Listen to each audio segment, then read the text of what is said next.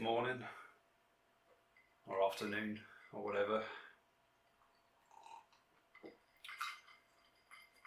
Today I want to have a chat about Ham on Rye by Charles Bukowski, first published in 1982. I think Ham on Rye is Bukowski's fourth novel, if we're going to speak chronologically.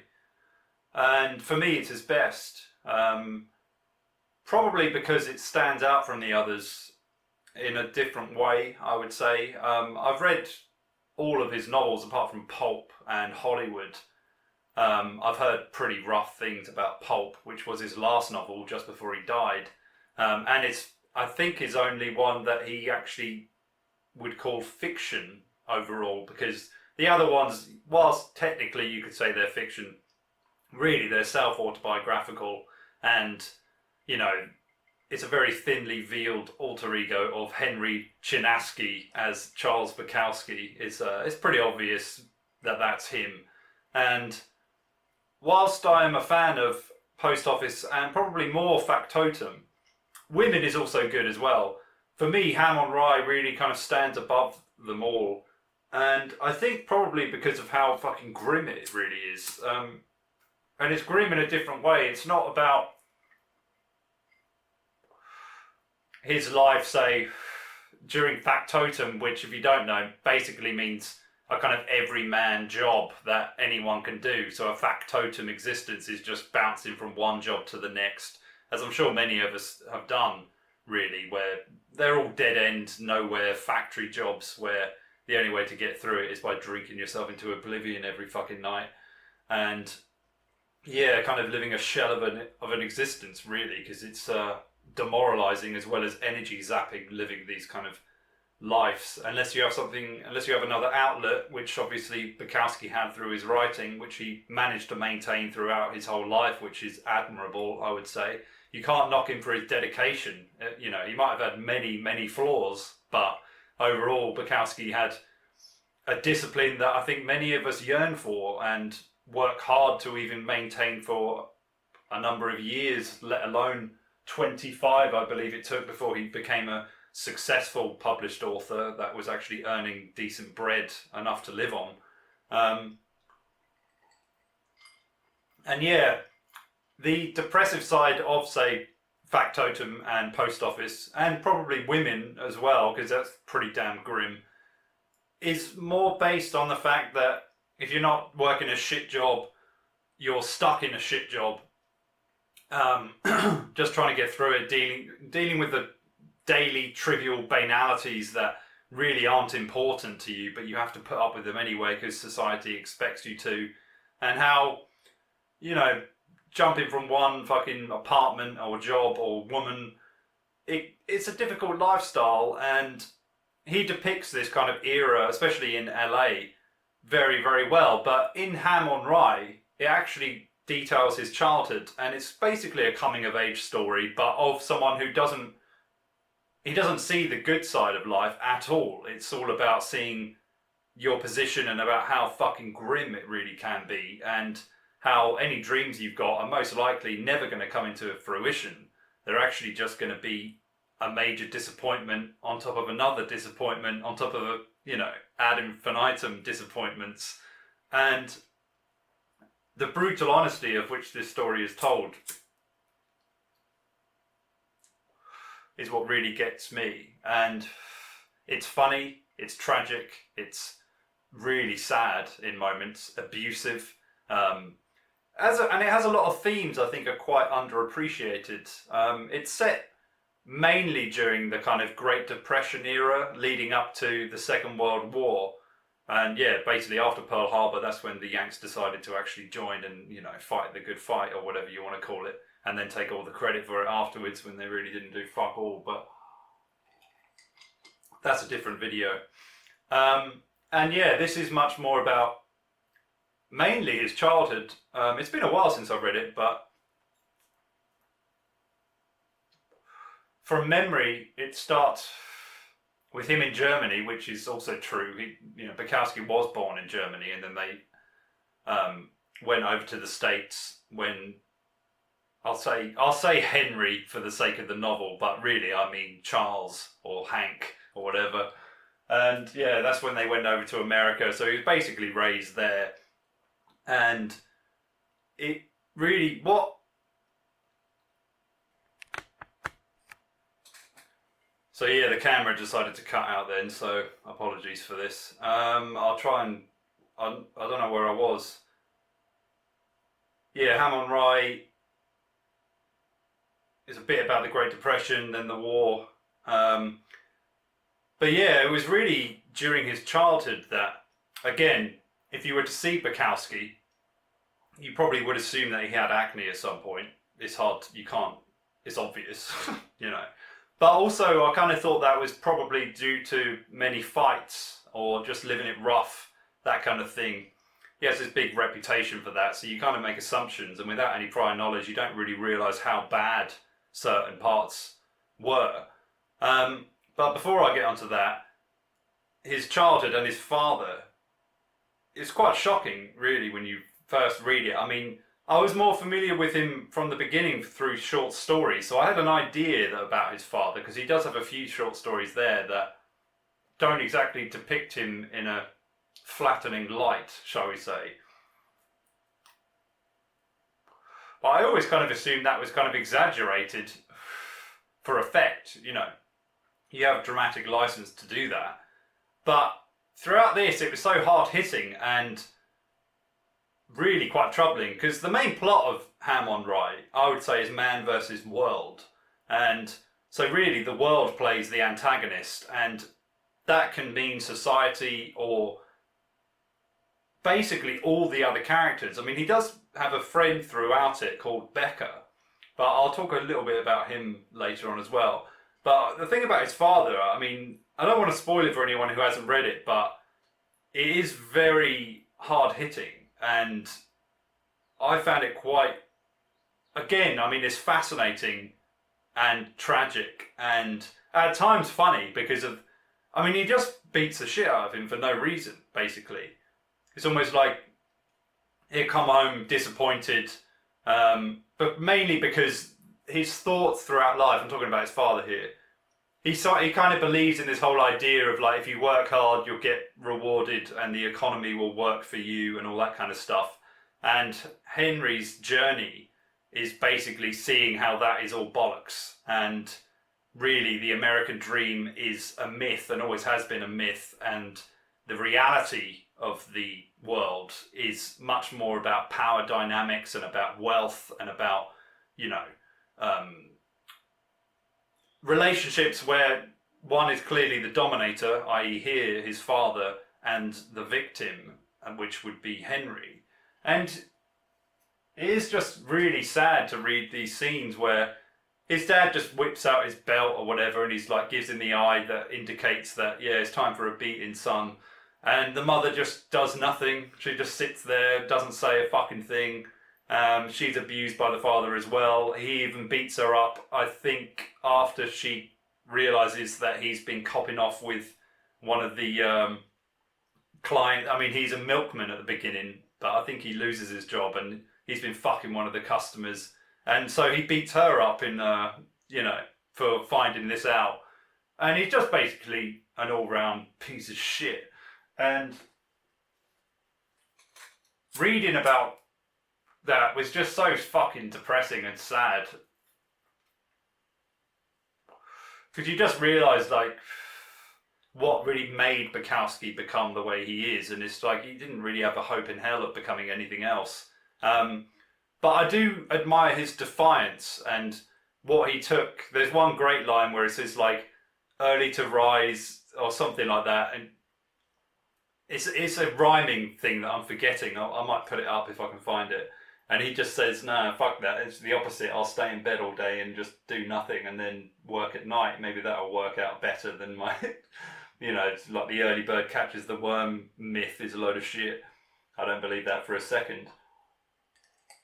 And in a sense, the whole idea of it being a coming of age thing isn't like your typical notions of what that could imply about accepting, you know, how the world is and all that kind of stuff. It's much more about realising your own position and in a way accepting it, but also rejecting the world for what it is. And I think that's what really Hammond Ray is all about. It's much more the world never wanted Henry Chinaski, and Henry Chinaski never wanted the world. So it's got this kind of dualism there that really plays out well, I think. And again, the themes of like the Major Depression, or the Great Depression rather, and how the backdrop of LA at this particular time is like a nothing place that you're forced to go in on yourself kind of thing, and to reflect, and it's about him discovering literature and the great writers that have been out there and his influences and things like that. And that's really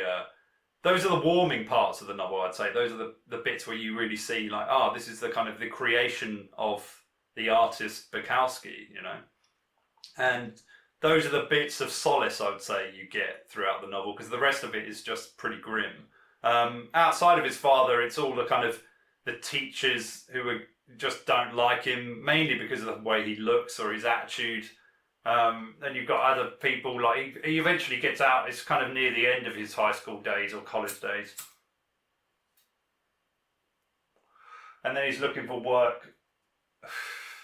And I think fittingly, his dad actually ends up kicking him out after he finds a bunch of his short stories and he throws them out on the street. And this bit really got to me for some reason, and it was just like, it's just to have someone just not understand you that much and to actually hate you because of that is just really fucking harsh. And yeah, that's how they kind of separate, and I think that's quite iconic. I don't know how true that is. Like I think it's a little bit too symbolically perfect, considering he went on to become a writer, but who knows, it could be true. And the other parts, I suppose, that really got to me, without trying to spoil it too much. Obviously, he knows a few people from school and all that kind of stuff. He doesn't really like anyone, and he has this reputation for violence, I suppose. But really, he doesn't come across as this hard, tough nut that just goes around beating people up or anything. He'll just defend himself if he needs to. And there's a part where these group of teens are basically torturing this cat, and they've got this dog waiting to kind of pounce on it. And Henry wants to intervene, but he just can't. And he just finds it so fucking cruel and heartbreaking, and he's ashamed of himself not to be able to do anything. And I found that really heart-wrenching, that scene. It was like quite hard-hitting.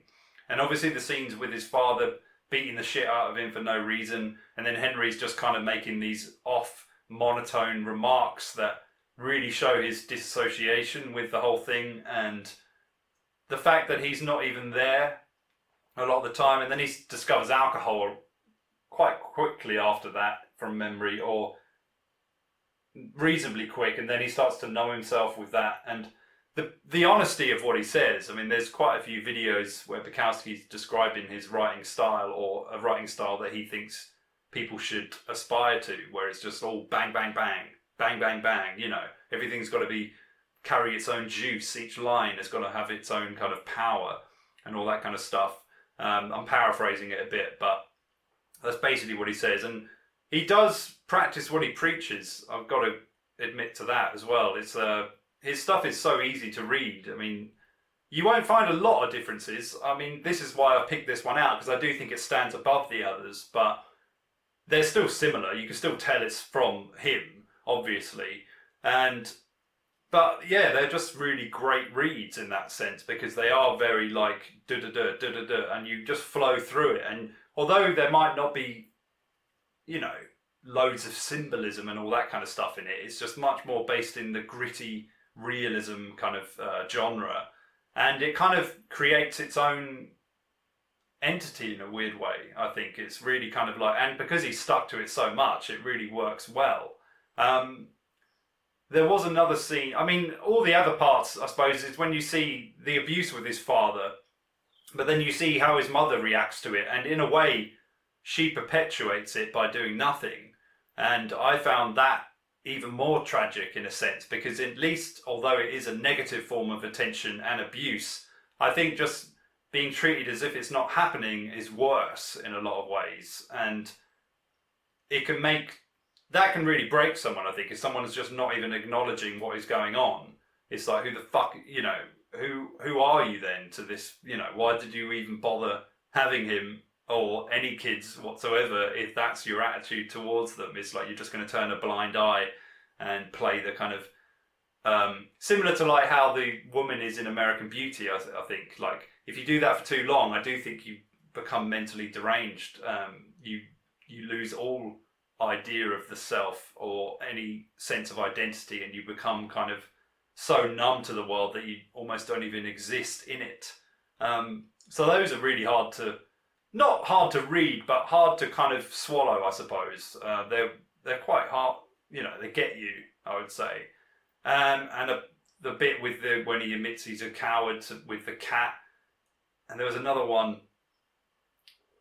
The parts with his acne, really, as I mentioned earlier, it's obvious when you look at him that he had problems with his skin when he was growing up. But I never guessed that it was the level it was. I mean, the way it describes it is as if he's like some kind of Frankenstein monster throughout, where he's just got these kind of ulcers, and I can't remember, cystic kind of acne, where it's just like big boils all over his fucking shoulders and back, starts coming up in his face, and they have to bandage him up, and then once a week I think he has to go in and they have syringes to suck out the pus and all this stuff. It's like, it's so grim.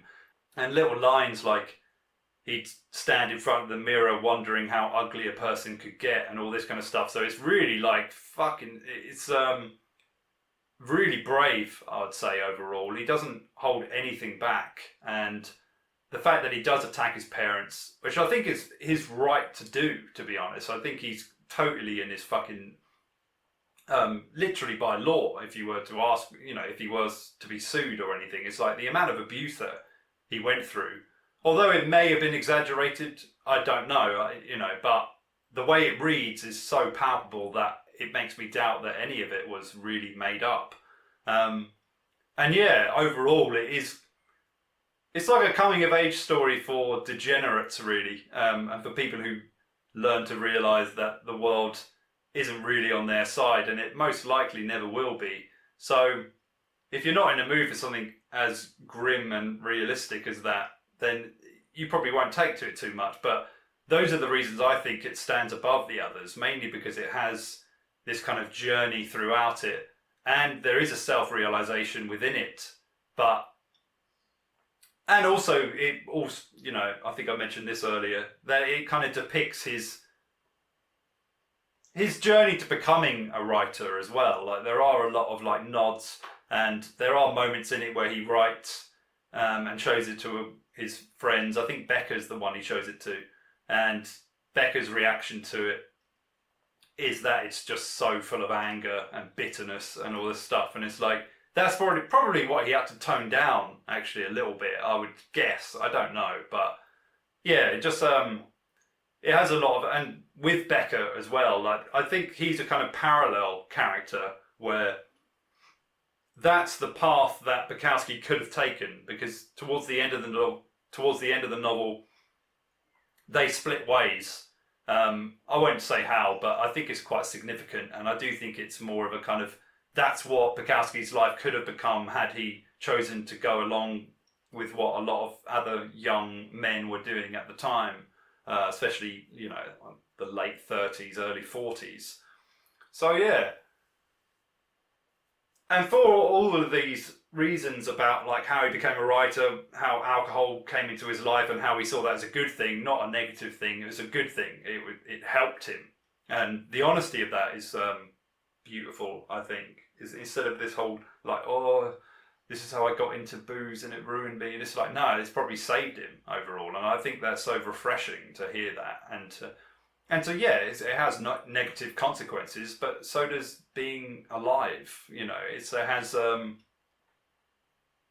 there's many things that it always depends on how you view stuff and how it affects you and all that kind of stuff. But the way drugs are always looked at in this kind of negative light, whereas there's plenty of instances where it actually just helps people and it does work as a medicine, much like shopping does for quite a lot of people, or fucking, you know, cough syrup or anything really, like anything that gets you through it. Fucking mindfulness is another, that's a big one nowadays, where it's like, that can be just as fucking,